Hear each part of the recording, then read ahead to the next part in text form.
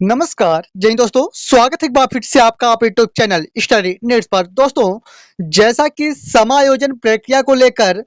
शैक्षणिक सत्र 2023-24 पर विचार किया गया था और कुछ आदेश भी जारी किए गए थे संकुल स्तर से, और जिस पर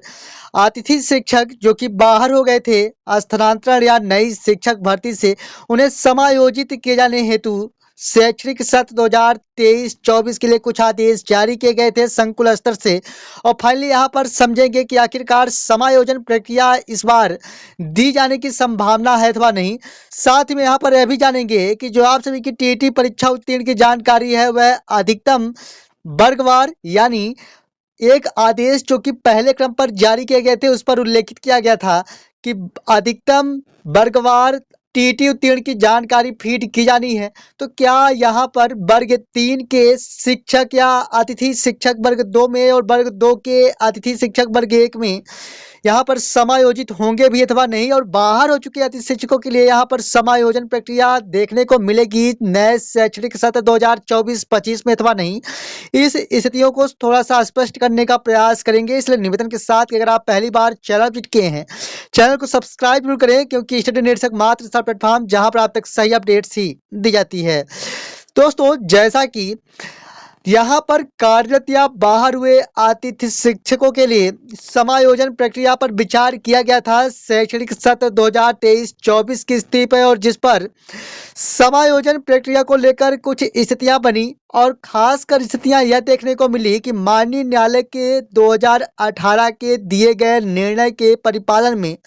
जो कि पूर्व पैनल से जो अतिथि शिक्षक जहां पर हैं वे वहीं पर रहेंगे, इस प्रकार से माननीय न्यायालय का जो कि आदेश दिया गया था। तो निश्चित ही कह सकते हैं कि माननीय न्यायालय के निर्णय के कारण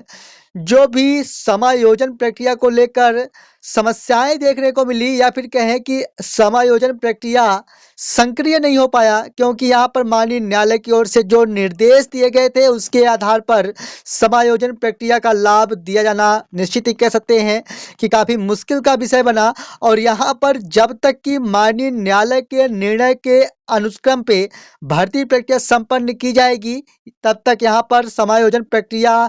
नहीं दिया जा सकता, क्योंकि यहाँ पर माननीय न्यायालय की ओर से निर्णय दिया जा चुका है। अब बात आती है कि इस पर किस प्रकार से समायोजन प्रक्रिया लागू किया जा सकता है। तो मैं आपको बता दूं कि जब तक कि नई भर्ती निर्देशिका जारी नहीं किए जाते, तब तक यहाँ पर समायोजन प्रक्रिया प्रभावी नहीं हो पाएगा, क्योंकि अधिकतर या फिर कहें कि लगभग 90% सीटों पर पैनल बनाए जा चुके हैं, जो कि पूर्व पैनल पर अतिथि शिक्षक कार्य भी किए हैं, और जो बाहर हो जा रहे हैं किसी कारणों से, तो निश्चित ही कह सकते हैं कि उनके लिए समायोजन प्रक्रिया प्रारंभ नहीं हो पा रही है। अब दोस्तों, यहाँ पर नए आवेदन भी स्वीकार किए जाने लगे हैं, और नई भर्ती प्रक्रिया नए शैक्षणिक सत्र 2024 में प्रस्तावित की जा रही है नए नियमों से। तो निश्चित ही कह सकते हैं कि नए आवेदन यहाँ पर स्वीकार किए जा रहे हैं, और नए आवेदन में टीटी परीक्षा उत्तीर्ण की जानकारी भी फीड कराई जा रही है। और पहले जो विभाग की ओर से आदेश जारी किए गए थे उस पर उल्लेखित किया गया था कि जो अधिकतम वर्गवार, यानी अगर आप वर्ग 2 में पढ़ा रहे हैं और वर्ग 1 में क्वालिफाई हैं, तो वर्ग 1 का आप सभी का टीटी परीक्षा उत्तीर्ण की जानकारी पोर्टल पर फीड कराई जानी थी। अगर आप वर्ग 3 में पढ़ा रहे हैं और वर्ग 2 क्वालिफाई हैं, तो वर्ग 2 का टीटी परीक्षा उत्तीर्ण की जानकारी पोर्टल पर फीड कराई जानी थी। तो निश्चित ही कह सकते हैं कि जो भर्ती निर्देशिका है वह नए क्रम पर जारी किए जाने की संभावनाएं बन रही हैं। फिलहाल समायोजन को लेकर कुछ स्थितियां स्पष्ट नहीं हो पाएंगी, क्योंकि यहाँ पर अगर मैं आज की स्थिति में बात करूं, तो माननीय न्यायालय के 2018 के अनुक्रम पर भर्ती प्रक्रिया संपन्न की जाती है, तो निश्चित ही कह सकते हैं कि समायोजन की प्रक्रिया नहीं बन पाएगी। अगर इस पर नए बदलाव या नए निर्देशिका नई भर्ती प्रक्रिया के साथ जारी किए जाते हैं, तो निश्चित ही कह सकते हैं कि इस पर समायोजन की स्थितियां बन सकती हैं। साथ ही में टीटी परीक्षा उत्तीर्ण की जो जानकारी फीड कराई जा रही है और अधिकतम वर्गवार जानकारी फीड कराई जा रही है, तो यहाँ पर अधिकतम वर्गवार भी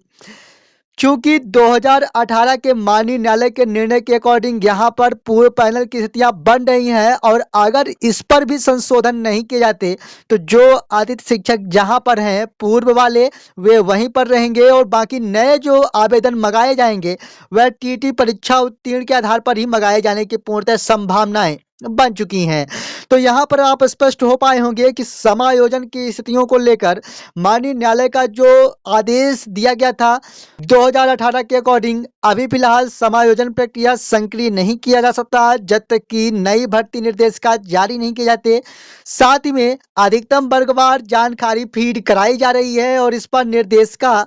निश्चित ही कह सकते हैं कि नए शैक्षणिक सत्र के लिए बदलाव किए जा सकते हैं। लेकिन अगर उस पर भी बदलाव किए जाते हैं तो निश्चित ही कह सकते हैं कि पूर्व पैनल पर बदलाव किए जा सकते हैं। और साथ ही में अगर पूर्व पैनल पर बदलाव किए जाते हैं तो पूरी तरह से जो भर्ती प्रक्रिया है नई सिरे से नए शैक्षणिक योग्यता यानी टीटी परीक्षा उत्तीर्ण के साथ ही देखने को मिलेगी। हालांकि आगामी क्या कुछ रूपरेखा निर्धारित की जाती है लगातार हम आपको अप टू डेट करते रहेंगे। लेकिन यहाँ पर जो बाहर हुए अतिथि शिक्षक हैं जो पहले कार्य कर चुके हैं, काफ़ी सालों तक अपनी सेवाएं दे चुके हैं, तो निश्चित ही कह सकते हैं कि प्राथमिकता के क्रम पर उन सभी को उनके शैक्षिक योग्यता के आधार पर समायोजित किया जाना चाहिए, क्योंकि अतिथि शिक्षकों के द्वारा काफी दिनों तक अपनी सेवाएं दी गई। निश्चित ही कह सकते हैं कि अंतिम समय में वे बाहर हुए हैं तो उन्हें समायोजित करते हुए उनके शैक्षिक योग्यता के क्रम पर व्यवस्थित किया जाना चाहिए। इसके बाद ही नए आवेदन स्वीकार किए जाने चाहिए ताकि पूर्व अतिथि शिक्षकों का भविष्य सुरक्षित हो सके। क्योंकि यहाँ पर नए अतिथि शिक्षक भी अगर अतिथि शिक्षक बनते हैं तो निश्चित ही कह सकते हैं कि आगामी समय में उनके लिए भी समस्याएं देखने को मिलेगी और उनका भी भविष्य अंधकार में देखने को मिल सकता है। क्योंकि अभी तक इस प्रकार के 10 महीने का ही कार्यकाल दिया जा रहा है। 12 महीने के कार्यकाल के लिए किसी प्रकार के आदेश जारी न होने से निश्चित ही कह सकते हैं कि अभी तक जो स्थितियां हैं तो पूर्ववत हैं, इस पर नए बदलाव नहीं किए गए हैं। हालांकि जैसे ही कोई नए बदलाव किए जाते हैं सही अपडेट के साथ ही लेके आएंगे। इसलिए अगर आप पहली बार चैनल विजिट किए हैं चैनल को सब्सक्राइब जरूर करें। मिलेंगे एक और नई वीडियो के साथ, तब तक के लिए धन्यवाद।